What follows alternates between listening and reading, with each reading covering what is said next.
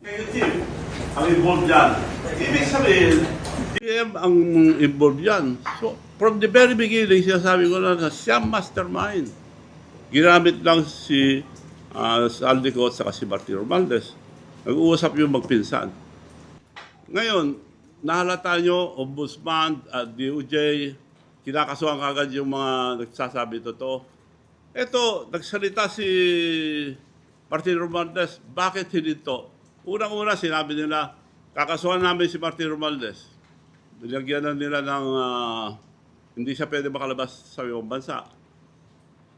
Tapos, nagsalita si Martin Romualdez, sinabi niya, executive, liwanag, ang executive, BBM, siyang mastermind. Pero, ngayon, wala na. Bakit hindi sila nasagutin ng ombudsman, DOJ, at presidente, bakit hindi nagsasalita? So, ibig sabihin, nag-aregluhan na, nagtakutan lang. Dahil lalaglag nila si Martin, kung ilaglag niya, sasabihin niya mastermind. Yun lang yun. Para tayong linuloko na ating nakikiusap po ako sa ating kababayan, hindi yung mabuti, dahil puro diversion ginagawa nila. Linilito lang tayo lahat. Kaya ang ginawa ko na, mula nung inisnab ako ni BBM sa Japan, nagtaka ako kung bakit. So, re-record ko lahat yung speeches nila, lahat yung pinupunta nila, lahat yung ginagawa.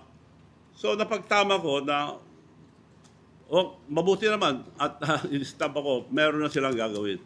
So, dinokumento ko lahat ang Public Works and Highways, record po galing sa Malacanang and Public Works and Highways 2. Isa lang muna sasabihin ko ngayon para di marito ang ating kababayan. Di ba sabi niya noon, 2024, I built 5,500 flood control. Palakpakan ng tao, Congress. Nung dumating yung bagyo, nabaha tayo. Sabi niya, binintangan niya ang kalikasan at mga taong bayan, hindi marunong magtapon ng basura. Yun ang nagbara. Paano magbabara ang basura sa buong Pilipinas? Sa isang media, sinasabi nila na mabay si BBM, gusto niya makipag-reconcile kay Duterte, ayaw kong kaaway, marami kong kaaway, gusto ko kaibigan. Tapos, mayroon media na naglaglag na grabe na ang nakawan sa ating bansa. Mga porsyento ng mga congressman, porsyento ng mga senador, grabe. Dapat ang pwedeng magsalita lang dito, BBM, he should denounce it now, right away. So, yun lang interview sa kanya, yun. So, 2025, nilaglag niya, lalabas na eh. Sa dami ng ninakaw, hindi po mapagtakpan lahat. So, sisiyo na yun, ninunahan niya. Linabas niya sa asuhan niya. Maya naman kayo, mga nagnanakaw ng kaban ng bayan. Kaya kako kagad sabi ko, dapat tayo ka mo dahil included ka eh. Kasama ka. May Alzheimer ka yata, sabi ko noon eh. So, true enough, ngayon, lumalabas na. So, ito nangyayari sa ating bansa, linuloko na po tayo. At nakikiusap po ako sa ating kababayan. Suportahan niyo po ito dahil totoo po ito. Hindi po gago lahat ang Pilipino. Para na tayong gago kung di natin ituloy ito. Mga senador natin, tinawag ako, nagpunta ako kay Senator Lacson. Gusto kong tumestigo dahil marami akong nalaman ako. O sige, sabi naman niya, gawa ka ng affidavit mo. At isubmit mo sa April 7, 14 nalabas ka na. At April 7, before 5. April 7, umaga, nandun ako sa yacht club, nag-aantay dahil umaga wala naman sila doon. Alauna, pupunta na ako doon mag-antay. Alas 9 or alas 9 yata, dumating yung sulat niya dito sa bahay na cancel. Paano ko isasubmit yung affidavit ko? Tapos kinancel nila, ang rason, hindi ko raw sinadmit ang affidavit. So, nagtataka ako. Palagay ko, hindi na itutuloy yung pagpunta ko sa Senado, kaya dito na ako magsusumbong sa taong bayan. Kung totoo yung sinasabi nila na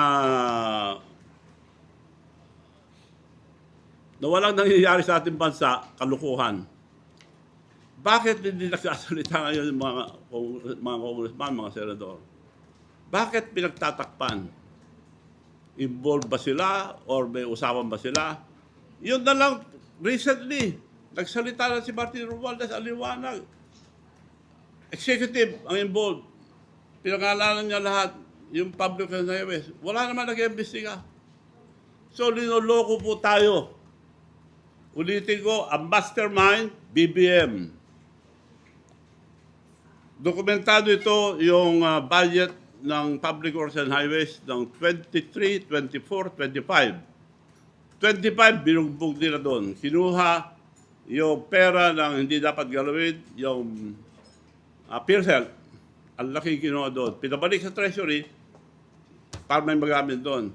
Insurance, PDIC, ang liwanag, kinuha nila para punduhan yung mga flood control.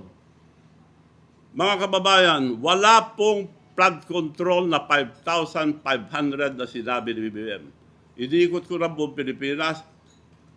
I am the president of the Mayor's League of the Philippines and still the emeritus president. So I have contacts with all of them.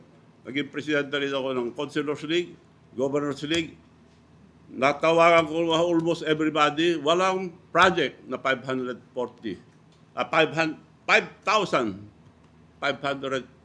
project. Now, isa lang ilalabas ko ngayon para hindi kayo malito.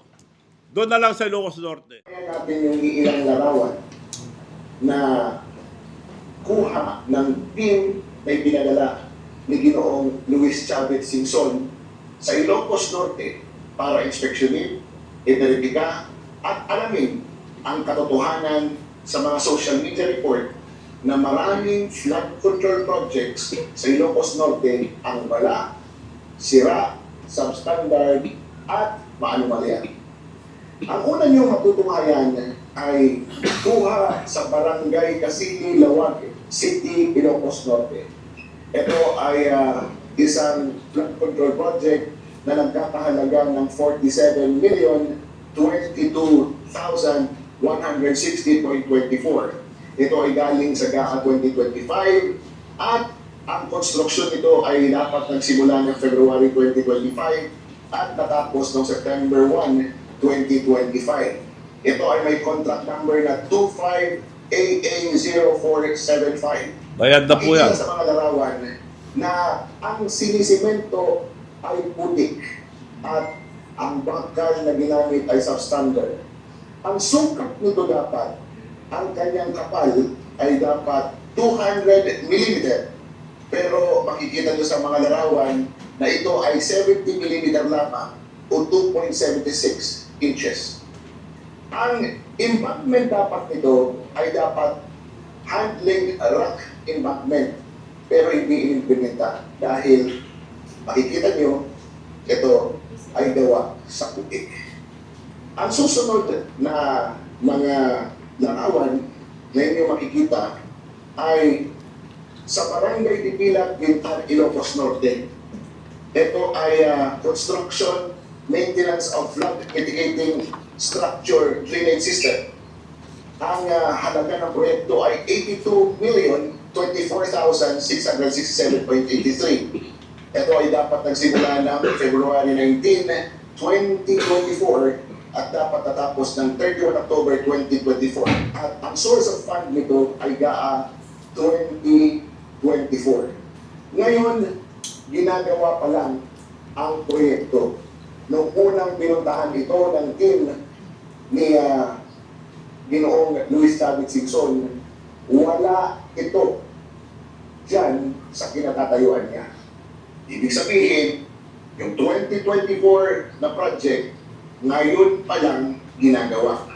Kaya, ang duda, Pero bayad na yan. ang idineklara Bayad na lahat ng yan. ICI na walang ghost project ang Ilocos Norte noong November 2025 na sinabi mismo ni General Asolin ay hindi totoo. Dahil kung makikita ninyo, ito ay kinulusot pa lang at makikita din ninyo na ang dapat na kapal ng simento nito, yung slab nito, ay dapat nasa 300 mm o 11.80 inches. Pero makikita nyo sa picture, ito ay mayroon ng 40 mm o 1.5 inch na kapal ng simento. Ang susunod na mga larawan ay isang flood control project na namisalign. Mapapansin nyo, ito ay pinagtagpo pero hindi pinadhana. Mapapansin ninyo na yung bagong istruktura ay hindi nakadikit sa lumang struktura na ayon sa obserbasyon ng engineer, ito ay nagpapahina sa dalawang istruktura. Ang budget ng proyektong yan ay 55 million. Ito ay nasa Bislac River, Barangay Tandangan, Bintat, Ilocos Norte. Phase 2 ang project na ito. So ibig sabihin, yung kanyang hindi naging tadhana ay phase 1. Nakikita nyo naman ang distansya o yung agwat ng kanilang mga istruktura.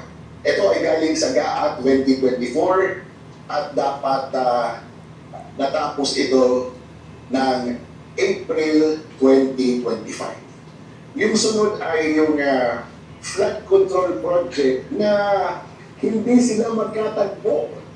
Sila ay magkahiwalay. Nakikita nyo sa litrato na itong proyektong ito na may halagang 39,199,941.52 ay isang proyekto na yung nasa kanan makikita nyo na nakahiwalay doon sa lumang istruktura. Ang sunod na proyekto ay again isang flood control project na 72,374,852.10 ang presyo. Ito ay dapat tapos na noong October 2024 pero ngayon pa lang ginagawa. Itong proyektong ito ay nasa Tandangan Bridge and Gas Bank ng Bintar, Ilocos Norte. At ang huli ay ang construction at rehabilitation of flood mitigating facility within major river basins at principal rivers, construction of flood mitigating structures along the Wangin River Basin. Ito ay nasa Barangay Gabo, Ilocos Norte. Ang halaga nito ay 48,999,813.46. Dapat tapos na ito ng 18 October 2024. Kaya lang, ito ay nawasak.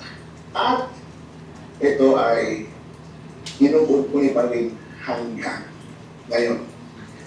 Ayon sa ating reliable sources na ang 6 na contractors na ginamit dito sa mga proyekto, karamihan ng mga proyekto sa Ilocos Norte ay una yung 1116 Construction Corporation na pag-aari ni representative ng mga anak ni Congressman Ferdinand Beltran ng Magsasaka Party List and owner ng Third Star Builders Contractor. Isa sa mga 11 contractors ng anumalyang proyekto na binanggit ni Senator Ping Lacson sa kanyang privilege speech. Yung iba naman ay gawa ng Metropolitan Builders and Construction Supply na pamamayari ng Mayor ng Lawag, Ilocos Norte na si James Brian Q. Alcid na isang political protege ng mga Marcos. At ang BJMP Construction and Supply na pag-aari ni Junio Benvenido E. Arambao na may opisina sa Antipolo City. Finally, ang sinasabi ay meron 551 flood control projects ang bibinabuhin sa First District Ilocos Norte. Ngunit hindi mahanap lahat ng team na pinadala ni Governor Luis Chavez Singson ang mga flood control projects. at pinagdududahan na ito ay mga ghost project. Ipapakita namin yung isang mapa kung saan makikita niyo yung kabuuan ng mga flood control projects sa buong Ilocos Norte 1st District Engineering Office. At mapapansin niyo na sa nasa labat, halos silang lahat magkakapareho lang ang mga kontratista na binibigyan ng award sa paggawa ng flood control projects. Ang nakapagtataka sa parehong buwan, sa susunod na buwan, palagi silang nananalo at kung iisipin niyo, paano ba nila magagampanan ang pagbuo ng isang proyekto kung halos sila na lang lahat ang nagtatrabaho at gumagawa ng mga proyekto ito sa buong taon dyan sa Ilocos Norte.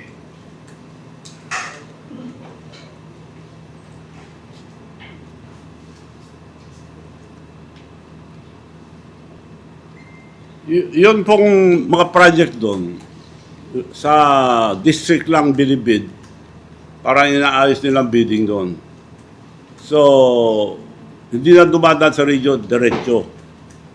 15.7 billion, 23, 24, 25, pero about 22 doon. Nung bago upo sila. Kukunti lang yon.